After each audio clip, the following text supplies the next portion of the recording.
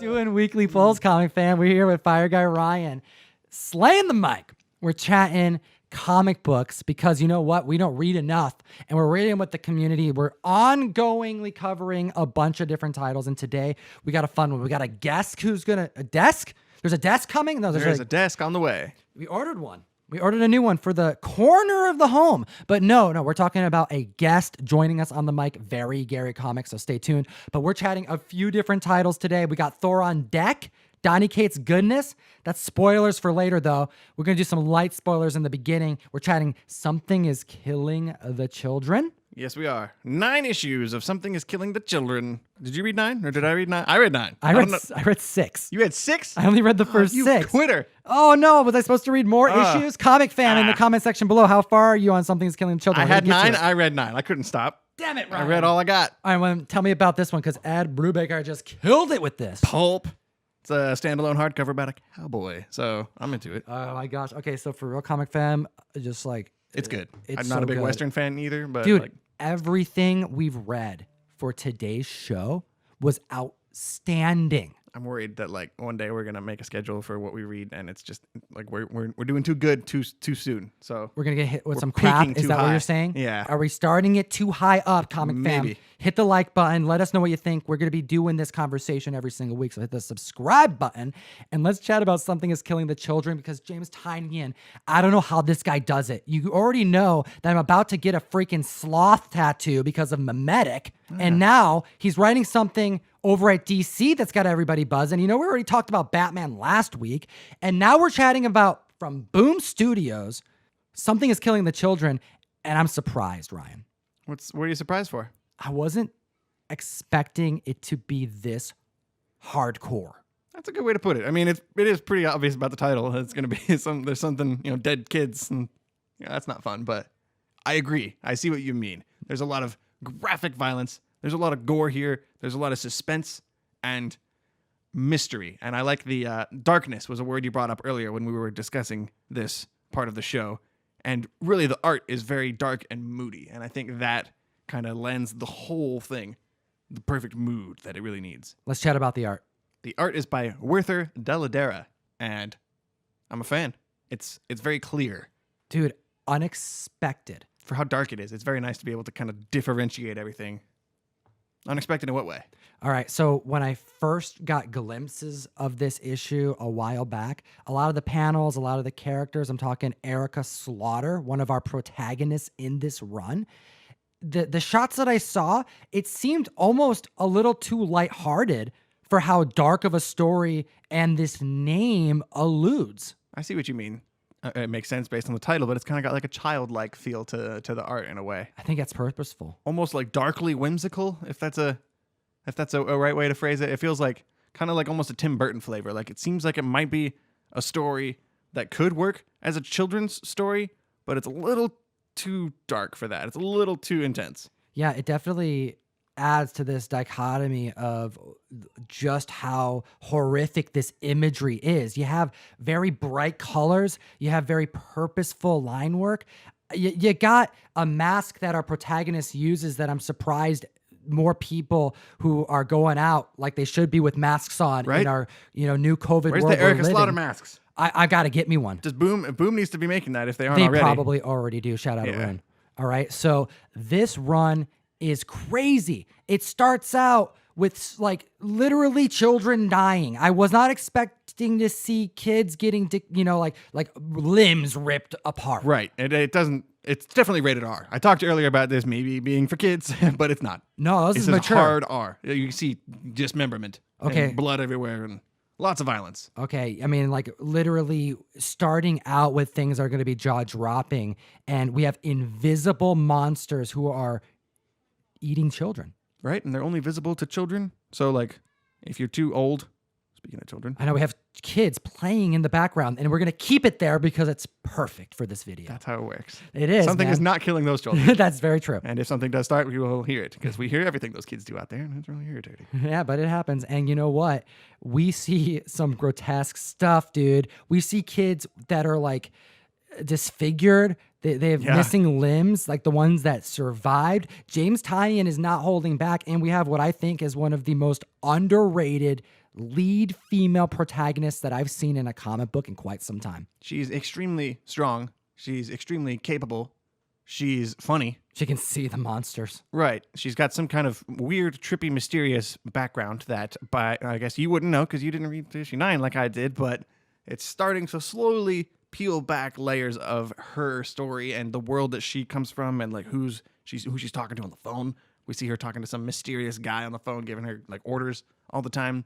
So there's hints of like a bureaucracy behind her of like some kind of monster hunting school. Yeah, like this has universe. happened before. Yeah, there's an organization behind her, and I'm interested to see where this story goes. Yeah, Because it's definitely starting small and zooming out and building the universe from here, and I'm excited. quick read, man. Yes, yeah, they go fast. It's a quick, easy binge. It actually really feels very suited for a Netflix show, which is good because this is a boom book. Comic fam, I want to know what you think about this run. Are you reading it? Comment down below. I think some of the action scenes in these pages are some of my favorite parts. We're seeing some really cool shots as well as some really funny things too. I mean, our protagonist, Erica Slaughter, is talking to a toy doll for like the duration of many of these comics, unbeknownst to other members in the pages that there's a spirit that possesses it. It's like this weird little purple cute octopus thing, and she has a lot of scenes where she's just like talking to it, and other people are looking at her because they're not hearing the other side of this conversation, and neither are we as the audience, by the way. For a couple issues, we're wondering whether or not she's like a lunatic just trying to hunt monsters, but you find out no, there's actually something in this octopus toy that she's talking to. And again, keep reading. I'll just say that, you gotta keep reading. Oh, They address that in the following issues a little more. So again, I'm excited to see how this stuff keeps escalating because they're very good at peeling the mystery back issue by issue. Character development was fantastic in this, man. This is definitely one of the most talked about series, independent horror series every single month, and for very good reason.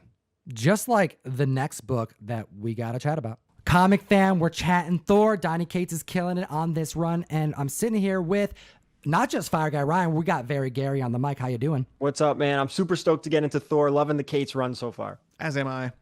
It's Donny Cates, though, so I was probably going to like it anyway. All right, so Thor, we've learned a lot. I mean, the spoiler warning from here on out, because if you haven't read it, you should be. But issue 6 dropped, big reveals, a lot of questions, and it has the entire community buzzing. And I want to do a quick roundtable of what you think about the story, because from issue 1, I was hooked. I was a little concerned when Thor became the Herald of Galactus. Typically, it's not something that gets me excited. There's a lot of heralds, but Donny Cates did something special with it. And by the time you get to the end of issue 6, you know why. As soon as Thor becomes the Herald of Galactus, he's instantly the most powerful herald of all. And the relationship between Thor and Galactus is not like any other relationship a herald has had with him. Going to be interesting to see what that means for the future, too. Like, what's the next Herald of Galactus going to... Well, assuming there ever is a next Herald of Galactus, as we find out at the end of this run, he dies. I mean, we're talking spoilers, right? Galactus dies, and Thor kills him at the end. Let's chat about Galactus and how he was utilized. I am typically disappointed by how Galactus is written for being so powerful. I feel like he's just kind of underutilized. I'm expecting something big, something monumental, and Cates brings the heat every time he brings him into the story. And heck, he's had fun with Galactus over the last couple of years. He's been writing about him. Popped up a lot in the Thanos run. Cut his head off. That was cool to see. Exactly, all that stuff. Seeing him in Silver Surfer Black was fun, and then popping up here, I liked him as he was like the second character. Like Thor's the main character, and then Galactus as like his angry cop buddy. They're kind of like a good cop, bad cop dynamic. Except not at all. We have a Mjolnir sitting on Very Gary's desk. Probably a great time to chat about how that was used to destroy Stormbreaker. Yeah, so this is probably one of the better scenes, better panels in the entire 6-issue run. One of them. So Beta Ray is holding back Mjolnir as Thor is calling him back. He's trying to call it back. No luck. Thor says to him, basically he says, all right, you hang on to that. I'm going to call back another hammer. He calls Stormbreaker, takes Stormbreaker, swings at Beta Ray, and now we don't know. Is Beta Ray defending himself with Mjolnir, or is Thor on purpose taking Stormbreaker and smashing on Mjolnir, completely shattering Beta Ray Bill's hammer? I would like to think Thor wasn't trying to, kill him. things got a little intense there, though, and I was actually genuinely worried for the majority of that issue 3. I think when they fought. Good to see things didn't exactly take that turn, though. We have a handful of moments that get you just standing back in awe, don't you? I mean, heck, Donny Cates Loki destroys the DC universe in the pages of Thor, does he not? Donny Cates alludes to the Black Winter destroying the DC universe. That's right. I mean, he even mentions, what was the Green Lantern? He just kind of like alludes to it. Yeah, there's like a god of emerald light, and there's a god of speed, and a god of the oceans. It's very, very clear, kind of indirect hint at the DC universe, and you see a lot of colors, and you see a blue and red streak zooming by, and a green streak, and it's the DC universe. He said to me when we were at C2E2 that he was just messing with Jim Lee. Like, they like to go at each other a little bit. So although it wasn't official, he had to build up the Black Winter. And what a character did he build up? This villain at one point in the last couple months was being talked about as much, if not more, than Null. And this is crazy because in Donny Cates style, my man builds this character up. Books are selling, couldn't stay on the rack. Second market, secondary going nuts. And then issue 6, Thor, boom, see ya, Black Winter. Why don't we chat about that? Actually, before we get to that, let's chat about the art. I mean, Nick Klein is killing it on this. Yeah, he managed to make snow scary. Like, right? It's black snow that falls, but then like there's people out there. When you're out in the snow, you kind of put your hands out and you catch a snowflake, but then your hand doesn't disappear. It's really scary. Like, cars start disappearing, and everything the snow touches, it just consumes the universe. So as a concept, even before you even meet the actual character, the Black Winter, it's just a really scary concept, and it's drawn pretty horrifyingly for how simple it is. What a reveal of how this quick, short 6 issues gets wrapped up, because he pits Galactus against the Black Winter to destroy them both. So you kind of see by the end of this run that Galactus was lying to us the whole time, that the Black Winter was not coming to our universe to destroy the entire universe. He was coming there to destroy Galactus, or to reclaim him. Yeah, he's just using Thor. Yes. And Galactus is actually a herald of the Black Winter, so it's kind of cool to see that, like, another layer peeled back. And it's the way it ends, Black Winter's just gone. And I'm interested to see if he maybe pops up again. There was too much buildup. He's too powerful, and I don't know. That can't be it in my mind. I feel like there's got to be more later on. Someone will pick him up down the road. Someone will gold ball Black Winter later on. There you go. And we get a future revealed courtesy of the Black Winter by choice of Thor to see how he's going to die. And now we come to this epic moment in issue 6 that has everybody buzzing. So this one big giant splash page, you have the Marvel Universe almost as undead characters. You have Thanos there with a mystery arm, wielding Mjolnir with the Infinity Stones in the hammer.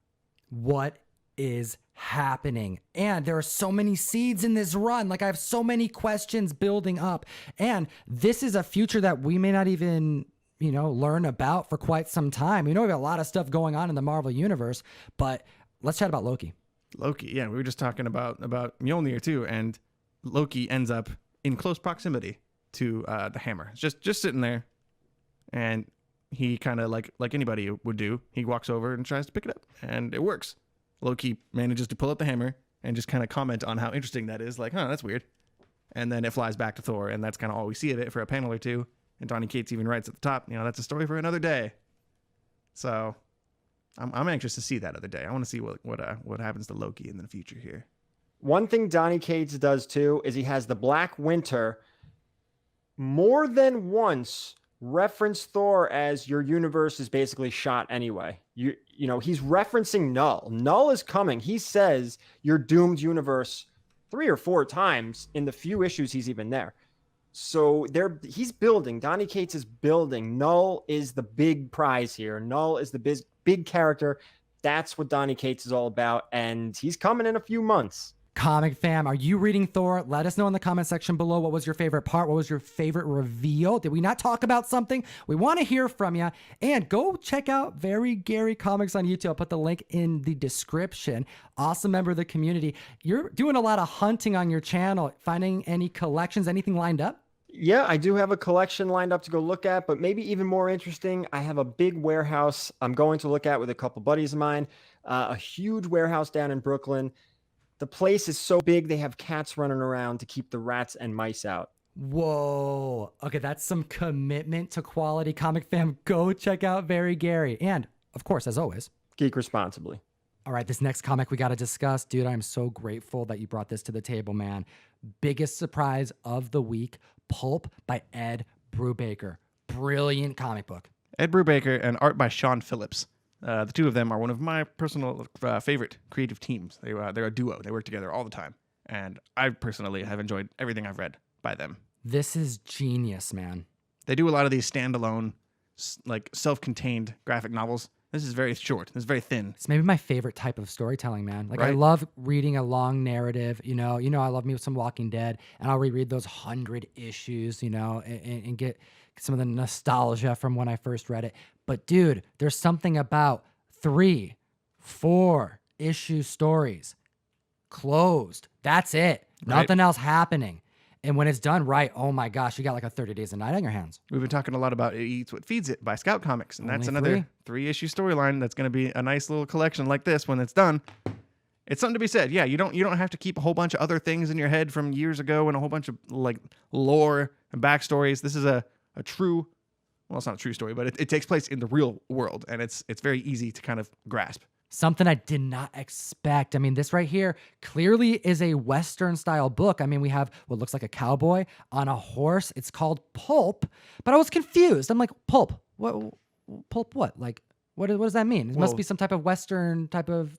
It's a type of story from the early part of the 20th century, and like Jeff could probably talk very well about pulp, but it refers to the material, the crappy kind of cheap, gross paper that they printed all these like magazine stories on. Like one of my favorite writers is H.P. Lovecraft, and he wrote a lot of spooky horror stories for the pulp magazines back in the day. Sure. Just like the main character of Pulp of this comic does.